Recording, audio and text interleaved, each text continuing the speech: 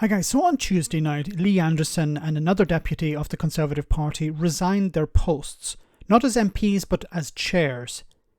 Now this created a bit of a headache for Rishi Sunak as it freed them up to vote against the government on Wednesday. Now, it emerged some weeks ago that Lee Anderson allegedly had been approached by Reform UK to leave the Tory party early last year to join Nigel Farage and Richard Tice's outfit. There was talk of a significant amount of money potentially changing hands.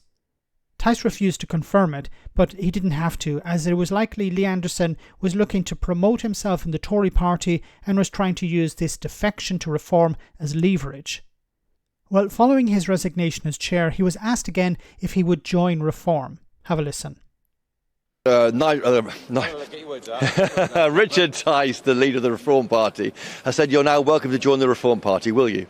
Look, the Conservative Party gave me a home when I was politically homeless. They backed me, they financially backed me, they wrapped their arms around me. I still think the Conservative Party is the best party moving forward to get us out of this mess. So it's very kind of Richard. We've had a few dingoes over the past few weeks, a few arguments, but he's a good man, he's a great man, I like him, I class him as a friend.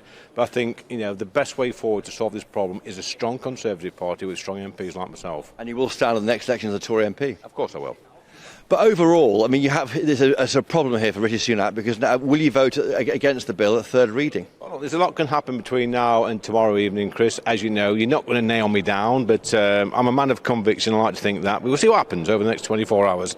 There's a lot of discussions going to happen behind closed doors. Like I say, I'm not happy with the bill. I don't want to see boats pulling up to Dover every 10 minutes. I want to see them not coming, and I want to see a bill that delivers that. Do you want to see that in writing then? Because the PM has told GB News yesterday at Leon C that he would overrule Section 39 orders. He would stop these pyjama injunctions stopping flights taking off. Do you want to see that in writing? Is that your red line? Well, that's encouraging for the boss to say that. Look, I know Rishi wants to sort this out. I've met him many, many times over this problem we've got.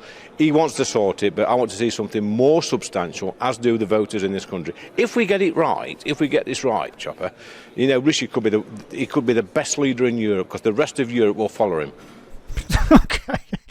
Okay. Let's get back to the main point. Is Lee Anderson going to defect to Reform UK? Probably not. There's no advantage to him in... look, I don't believe that money was on the table, but even if he were to defect now, he would lose his seat at the next general election. He's going to lose his seat anyway.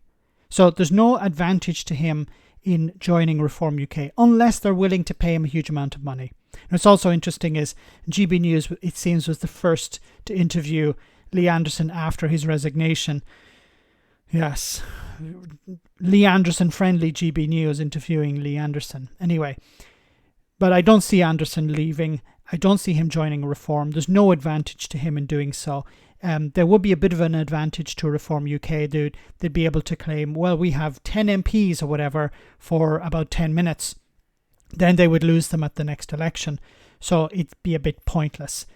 When it comes to this bill, I think once again that the rebels, I don't think they're going to win it. It's all up in the air at the moment, but I think what's going to happen is Rishi Sunak is going to bang his fist on the table. He's going to grow a bit of a backbone and say to them, look, this is all we've got. You've lost your amendments on Tuesday. They didn't win. They were voted down. This is the only deal there is. And if you don't like it, go away. It's not going to change.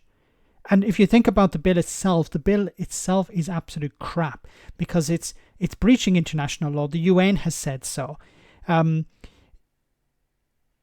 The clauses contained within it would breach international law. And even if it were implemented, we're talking about maybe 200 people being sent to Rwanda. But that's not even guaranteed, because the Tory government doesn't actually have an agreement with any airlines to transport people, and they haven't invested the resources necessary for the RAF, for example, as an alternative. They're asking for money. If you want us to send people, well, we need proper facilities, and we haven't been receiving any funding for that. So this is going nowhere. And as I said before, it's likely to be bounced between the House of Commons and the House of Lords, because the House of Lords is not going to agree to something. They're not going to sign off on something that has been ruled unlawful by the Supreme Court. Let me know in the comment section, guys, what you think. As always, your comments are greatly appreciated. Thanks a lot.